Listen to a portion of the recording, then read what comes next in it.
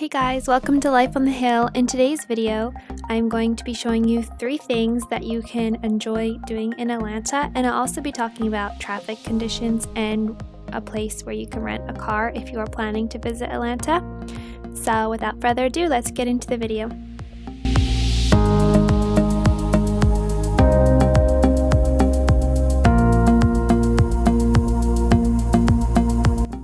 So first of all, I'll tell you where, if you're interested in renting a car in Atlanta, there's an app you can download on your phone that's called Turo.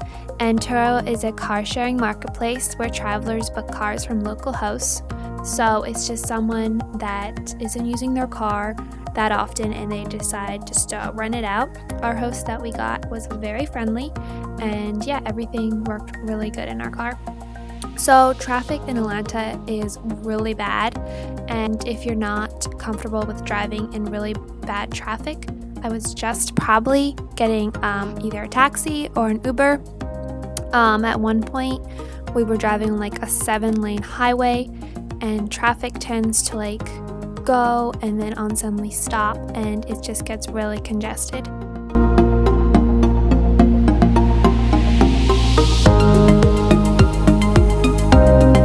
So the first thing in Atlanta for your bucket list, you should go to Skyview Ferris Wheel. I didn't end up actually going on it then because if it's raining outside or stormy, in case lightning strikes, they don't risk running the Ferris wheel. So Skyview Ferris Wheel is in downtown Atlanta. It's almost 20 stories high, so it reaches that you can see a lot of the city. So that's for sure something that you should see if you head out to Atlanta.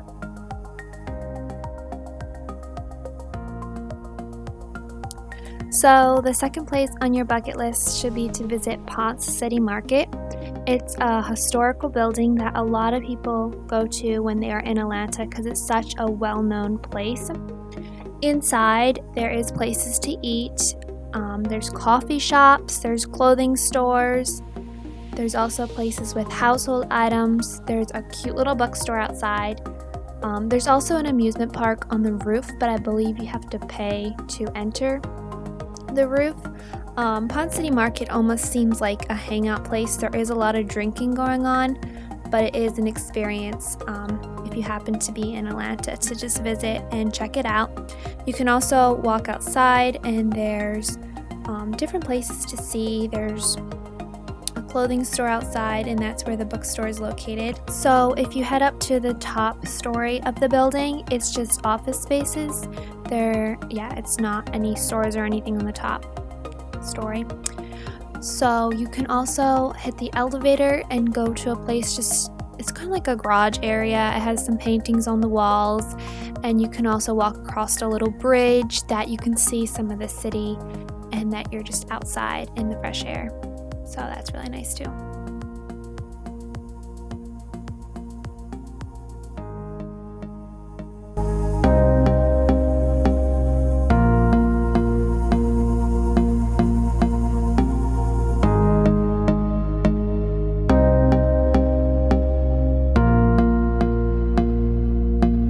And if you happen to take the elevator instead of the stairs, the elevator is really cool too.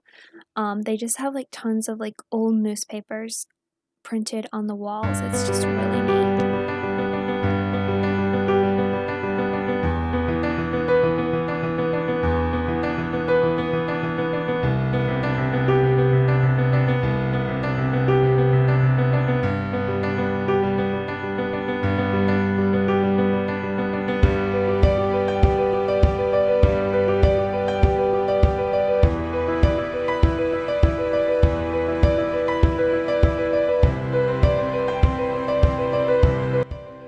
So hidden among the trees in historic Roswell sits the Smith Plantation home, constructed by one of the Roswell's founding families, the Smiths. In 1838, the Smith family and 30 of their slaves left 2 struggling plantations along the Georgia coast to make a new start with 300 acres of cotton farmland north of Roswell Square. Their home, built by slave labor in 1845, was preserved by 3 generations of the Smith family. So as you enter the house, there is a tour guide that goes through just showing you pictures of the Smith family and just going through different history And yeah, she's happy to answer questions if you have any. And touring the bottom part of the house, there is a tour guide for that too. And again, you can ask questions about anything that you see in the rooms or anything else that you have on your mind. And heading upstairs, there's no tour guide. You just kind of go through the rooms by yourself, and there is different plaques that you can read to learn more information. So the Smiths were Presbyterians, so the outside of their house is not one of those like lavish looking plantations that you usually think of that the slave owners lived in. Even how the Smiths dressed, they dressed very plainly and not fancy, trying to draw attention to themselves.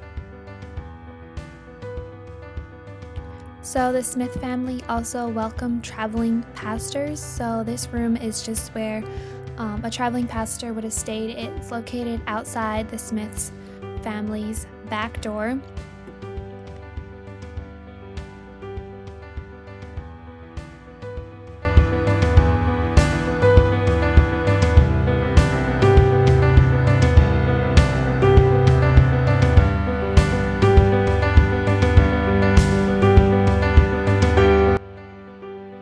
So there's plenty of places to tour outside too at the plantation.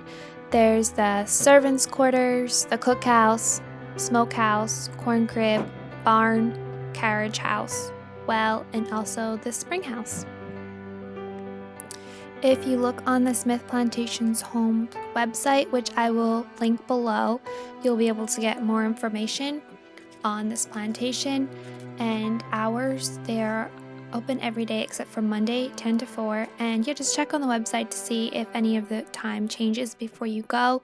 They also have an event of an open hearth cooking that you can see, and again, just check on their website and you'll be able to see when they do that open hearth cooking.